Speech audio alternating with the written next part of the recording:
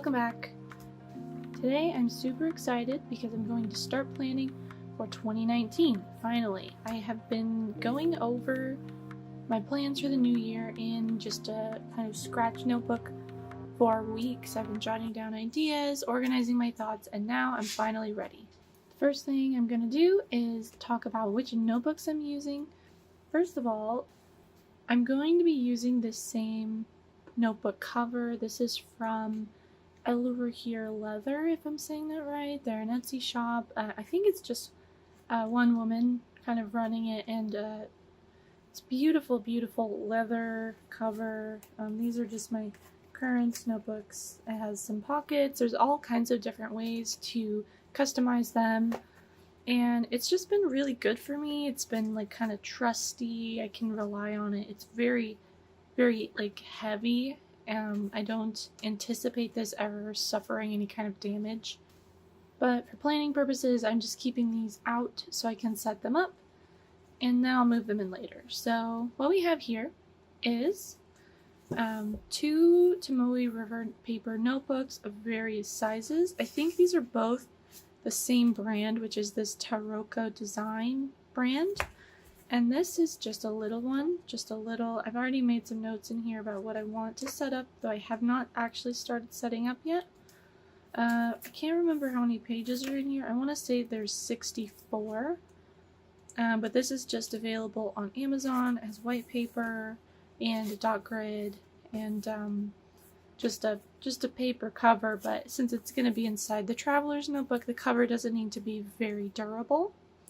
And this notebook is going to hold my yearly stuff and kind of my project overview things. So just a little peek in here. I am going to put in indices, or the multiple of index, into my notebooks. I haven't used them before, but I really want to, because I want to be able to look in the beginning of a notebook and kind of see what's in there. So I'm going to make myself fill these out. And then there's just a year overview. I was thinking of doing like an Alistair method type thing, and some of this might change when I actually get around to drawing things in here. Currently inked, knitting projects, reading list. There's a lot of stuff in here, and then I'll go over in more detail later in the video.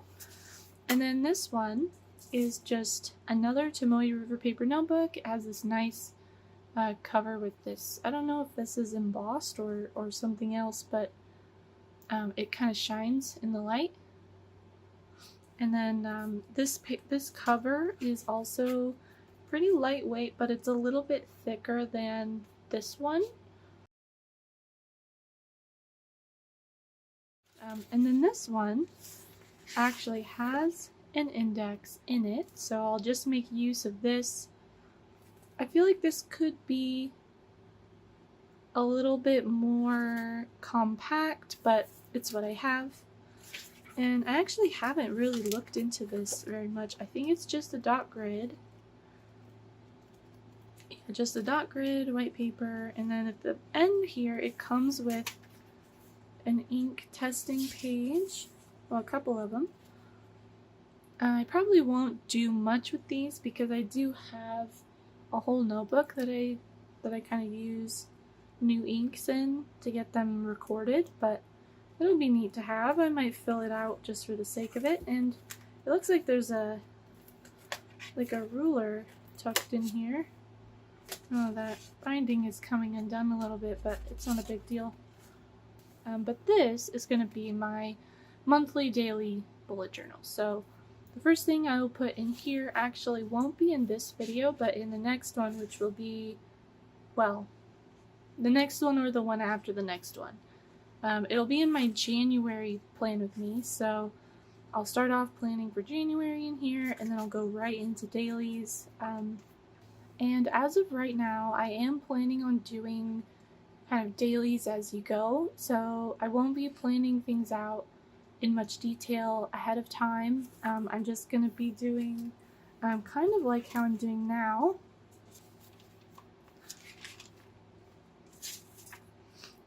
Like this, where I just use up the space I need, I do some journaling, and then I move on to the next day, and however many days fit on a page is how many days fit on that page. But I find that this is very low pressure. I'm not pressured to kind of fill out a page because I can just put the next day on it if I need to, and it also gives me a chance to really use my fountain pens and journal things out and have lots of space for that. So I think that's what I'm going to go with for at least the beginning of the year. You know, anything can change depending on how the year goes. And there are more pages in here than you would think because the Tomoe river paper is so thin. So this has 183 of the numbered pages. So I think the index is, yeah, so it has 183 usable dot grid pages, and they're all the slightly thicker Tomoe river paper, which I think is 63 GSM, 62 GSM. I can never remember the number because it's kind of a weird one. And finally, this one is quite a bit thicker than the other two. It's a passion planner, and so this was a limited version. It has this cute little paw print on the back, which is almost entirely the reason I bought it. It is the reason that I bought it so early. I bought this several months ago, maybe not several, a couple months ago at least, because I wanted this cute little paw print one, and I think it went to a charity for animals as well. It probably says in here somewhere. Maybe not. I don't know.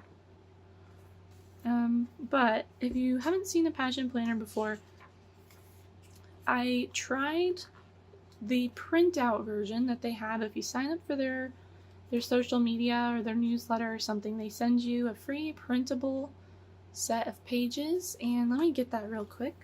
So that is the other small notebook that I keep in here, and as you can see, I really use this. I used it in a lot of different ways. I did not do all of the monthly reflections because I found them a little bit outside my routine, but I really like the timeline. It gives me a lot of room to plan out, and for me, planning in time, so with the limited amount of time that I have visible on the page, is very useful for me because I will always overbook myself if I don't connect my to-do list to a set amount of time. And that is why I took the leap and I bought a real passion planner all printed out, and this will actually give me a little bit more space because I messed up printing mine a little bit, and I had it was smaller on the page than it was supposed to be, so this will be even a little bit more roomy, and I'm just pretty excited. I still need to test this paper to see how it works with the fountain pens, and in fact I think I will do it now. So I just grabbed a bunch of pens, a variety of fountain pens, Faber-Castell, Pitt Artist Pen, Micron, Tombow dual brush pen. I'm just gonna scribble on this back page and see if it bleeds through and see if I get any shading out of the fountain pens.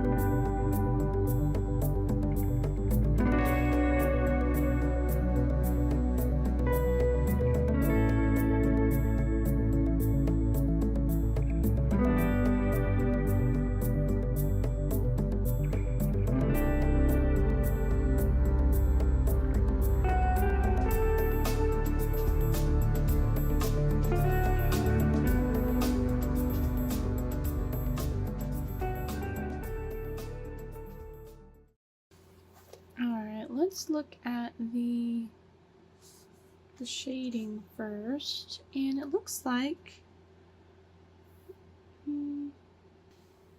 So if I tilt this into the light a little bit, I don't think this shows up on the camera very well. Maybe I just need to get the right angle, but the Diamine Majestic Blue does have a little bit of a red sheen to it, and I'm not really getting it, but there is like the slightest hint of sheen.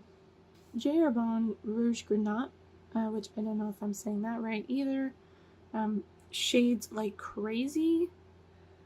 And the other two inks, I'm not sure that they really shade much anyway. This Robert Oster Thunderstorm, which I think is what's in here, I don't know, it looks very dark all the time, so it's hard to really see if there's any shading in there.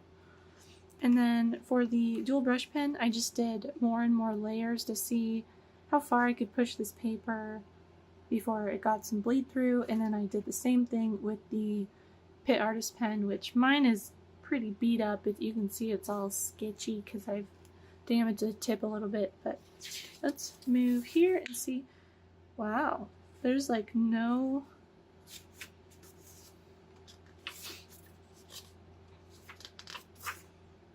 There's nothing, no ghosting, nothing. I'm wondering now if this little page here is thicker than the others, so I'm gonna do just a really quick test on this grid page.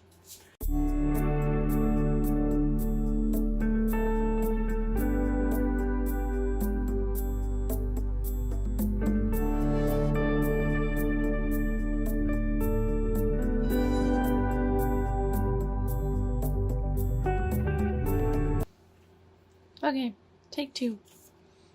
Let's hold this up to the light here. I might be getting a little bit more of a sheen on this different paper, if it is even different paper, but it's really hard to tell. I'm just really bad at knowing the right angle to see the sheen, so oftentimes when it's there I see it completely by accident because the light happens to be right. And then I just did a quick little test. This Jayarbon Rouge Grenat is just the craziest shading ink. I will try my best to get that on camera so you can see it, but it looks lovely. Okay, let's check for bleed through. Still nothing. Maybe that was the same paper. Oh wait, right here. What was here? Okay, so right here there was like the tiniest bit of, I think, just ghosting. I don't think that bled all the way through, but overall, if this is if they use this paper all the way through, which I assume they do, this is gonna be perfect for pretty much every pen I throw at it.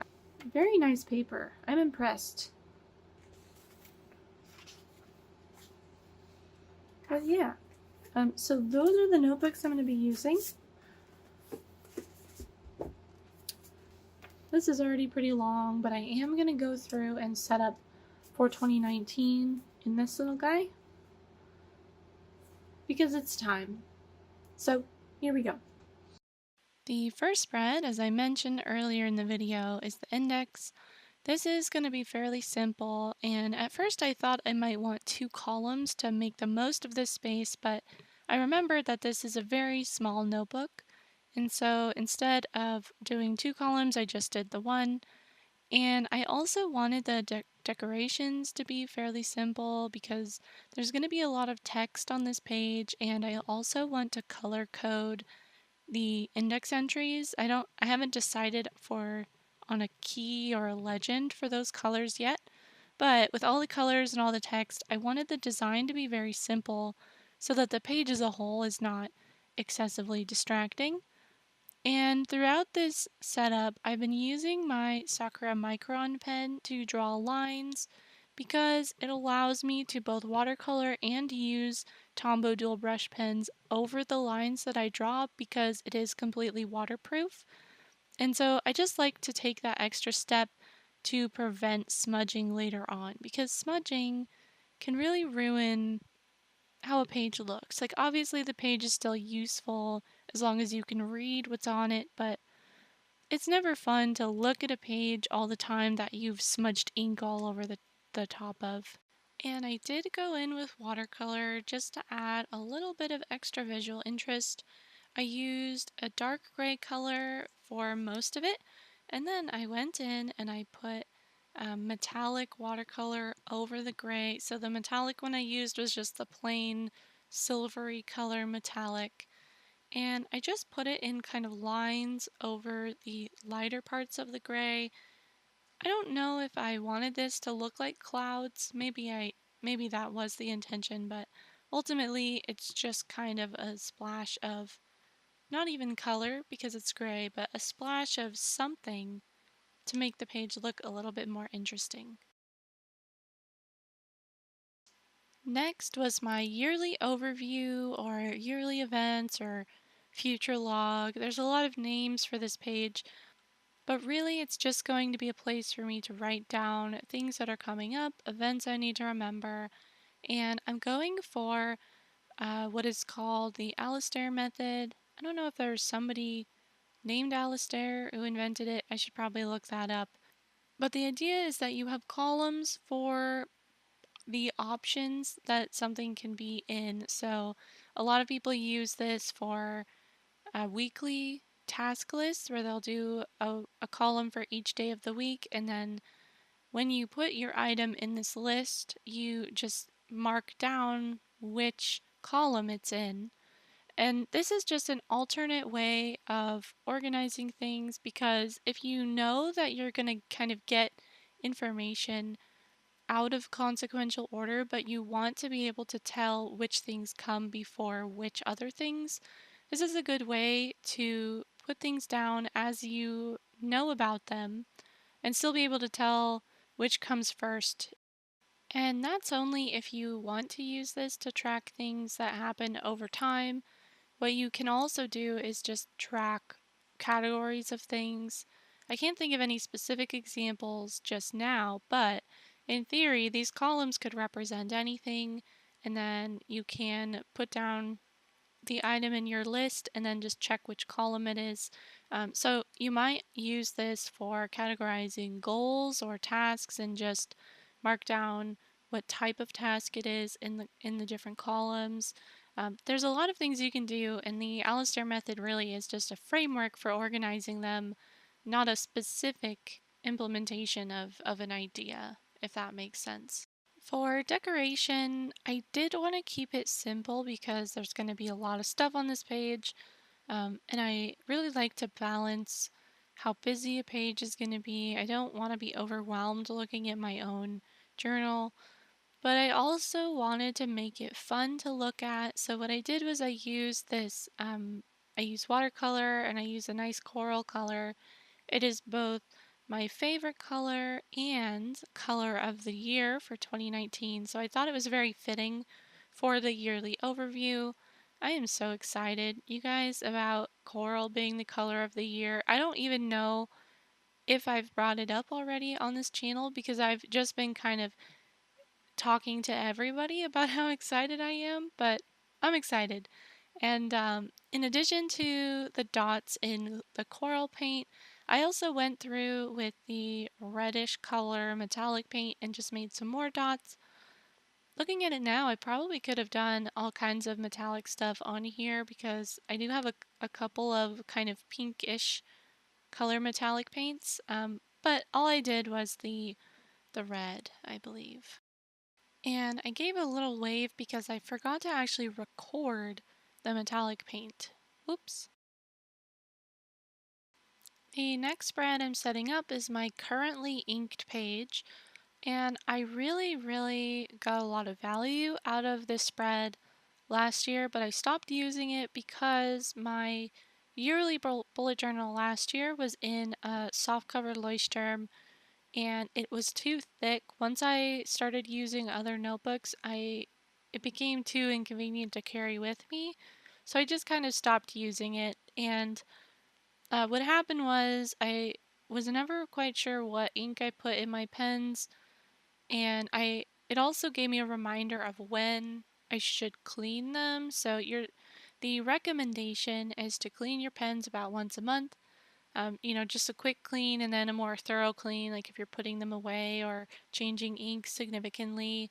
But I didn't have this information easily at hand, and so I would forget what was in my pens. I would forget when I inked them, how long it had been since they were last cleaned, and so this page is going to be even busier than all the other pages because of the variety of colors and ink types and writing styles and everything that's going to be on here.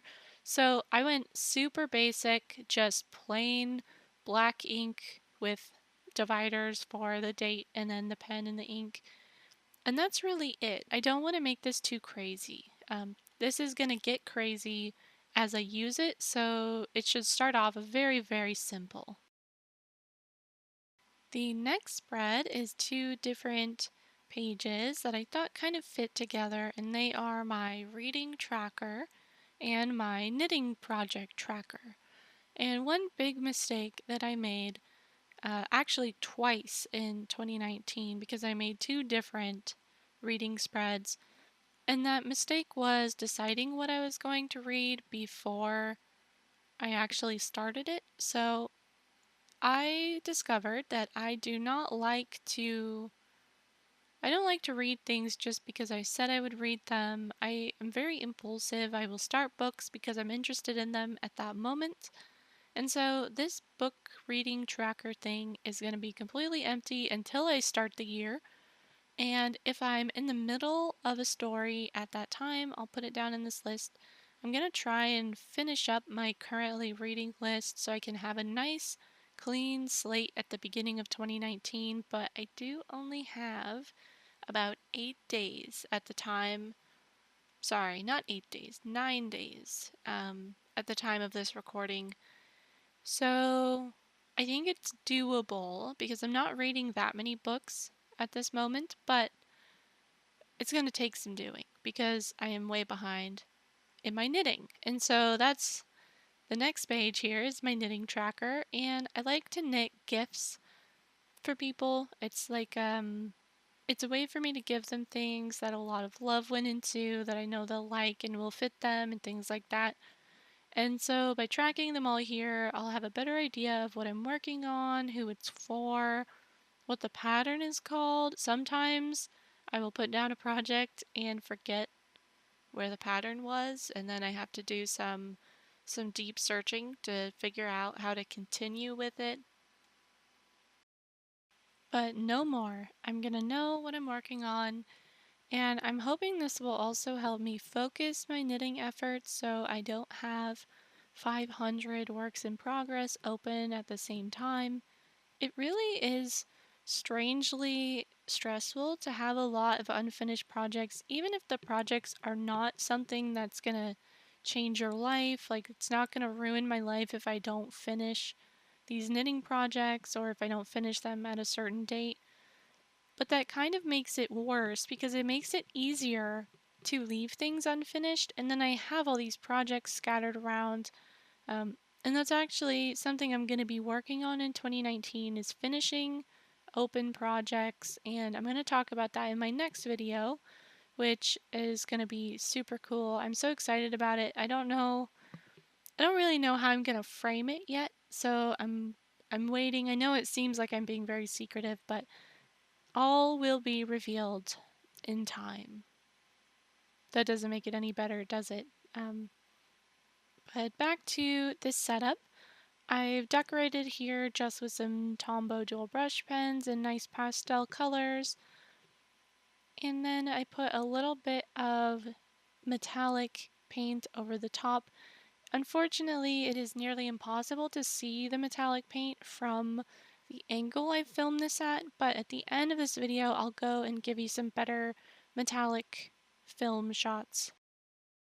As I worked my way through the setup for 2019, I realized that I'm feeling very drawn to simple spreads, easy spreads, things that are not very busy, and that's okay. I do really like the extravagant, beautiful, like watercolor art bullet journal spreads, but I think that'll be more for my monthly setups when I have a little bit more time, and then I also know that I'm only going to have to use that for 1 month. So all of these are going to stay with me, hopefully, throughout the entire year of 2019. And so I don't want to make something now that I'm going to hate in a few months or that I'm just going to get really tired of. The simpler and more utilitarian I keep things, the more likely I am to actually continue using them throughout the year. And this spread is kind of a collection of spreads all related to money. So the left page is going to be a tracker for bills and expenses. So what I want to do here is both track that I've paid a given bill in a given month, and then also for discretionary expenses like buying groceries, eating at restaurants, donating to charity, buying pet supplies, both food and toys, and vet expenses. I want to be able to mark down when I've done particularly well at adhering to a budget. So I'm gonna either color code or just write a little star or something in the boxes for discretionary expenses so I can be proud of myself when I've been good. On the right side of the spread, I have a section for wish list that I've separated just into two columns to give myself more space. And these are not like little tiny things like a shopping grocery type list, but these are things that I've really thought about. I know that they will improve my life in some way, so maybe um, pieces of furniture that will help me organize, or technology that I think will make these videos easier to make, or better quality, or more convenient. And I really want to think about these. And then when I have some money to spend, I'm going to go back to this list and I'm going to have access to things that I know will help me so I'm not making impulse purchases, which I have a real problem with. I am like the impulse purchase queen.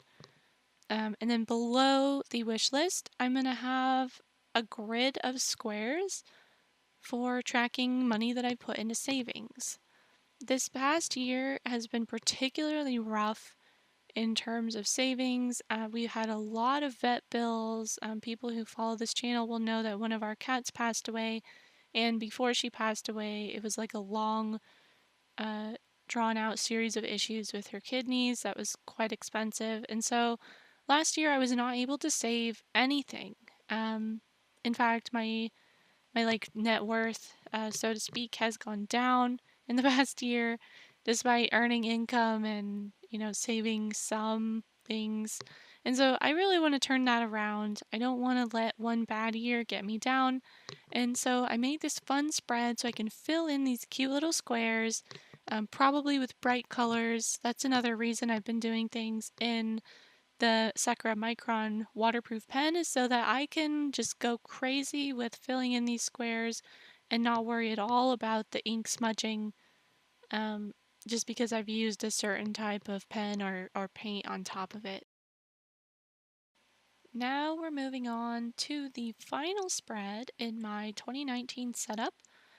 And that's not entirely true because there are more pages in here that I am going to set up in the next video. And I'll just mention now, I'm working on, if you've ever heard of Gretchen Rubin, she's the author of The Happiness Project, where she did a year of focusing on specific habits, specific behaviors that she thought would make her happier. And each month had like a theme and a focus, and then the habits kind of built up. And now she runs a podcast and she has written several books. Unfortunately for me, the only one I've read so far is The Happiness Project, but I would really like to get the other ones. Maybe I'll put them on my list for 2019. Um, but I'm going to be doing my own happiness project. It was something that she recommended in her podcast recently, and it struck right at the same time that I was planning for next year, and I thought, why not? So I'm going to be doing a whole video about it, but this is the final spread for this video. is kind of an experiment in itself. I have done variations on this in the past that I did not keep up with, and this is going to be a sort of productive time tracker. So it's not going to be a full time tracker for the entire year because that would be insane. What I am going to do is I have 4 blocks for each day in the year, and this setup kind of looks like a calendex if you've ever seen anyone do those. But what I'm actually going to do with it is each day I have space for up to 4 productive projects, and I'm going to write down how many hours I spent working on that project. And I say project, I actually mean category. So I've split it up into day job, art and YouTube, coding or programming, writing, and other. So the other is really just if anything comes up mid-year, I want to have a space for it. So I'm not kind of cluttering this up with just everything that comes up. The challenge, as you might expect, is actually filling this in. So I tend to get overwhelmed by things, and knowing that about myself means I shouldn't even attempt this because I am probably going to be disappointed. One of my goals for this year is to track time with an electronic tracker. So on my phone, I already have an app that I like to use. It's called Jiffy. It just lets me press a button and start tracking for any of the projects that I've put in there, and it's all color coded and there's nice charts and timelines and things like that.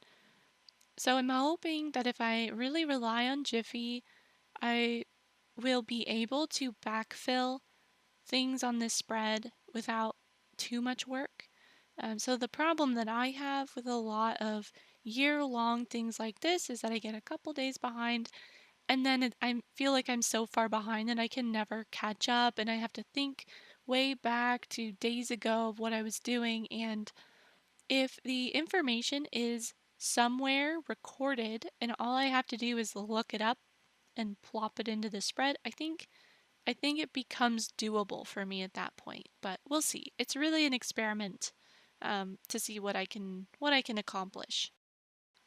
And that brings us to the end of this video. I still have quite a bit of setup and filming to do for all my happiness project tracking. I really wanted to set it all up in advance rather than month by month, so it would kind of act as an accountability tracker as well. So I will put that up soon and talk more about what I'm doing there. But for now, I'm just going to flip through everything that I set up today. This was kind of a lot of setup, but it only has to be done once, and now I'm ready to go for the entire year. And I'm pretty pleased with all of these, and I'm not 100% sure if I'm really going to use my future log, but I'm going to go in a little bit before 2019 starts and fill out some of these so I have a starting point. Obviously the only ones that make sense, like the events and the index and things like that. I want to thank you so much for watching. I think I will try to talk more about my goals for this YouTube channel, for my art, for things that you guys might be interested in my happiness project videos. So be sure to watch that one if you guys want to know where I'm going, so to speak. And I'll end this video on a question. What are your goals for next year? Have you thought about them yet? Do you bullet journal yourself, or do you just like to watch these as kind of a relaxing bit of noise in the background as you do other things? I'm really curious. I have quite a few goals, and in fact, and that is another thing that I will definitely cover in my happiness project video, because that's really going to be a more personal video about me and what I want and what I'm going to be working on for this next year. So let me know what's going on with you. Thanks again for watching. Don't forget to subscribe, thumbs up, comment, anything that makes you happy. I will be back very soon with another video if all goes well, and I hope to see you there. Bye!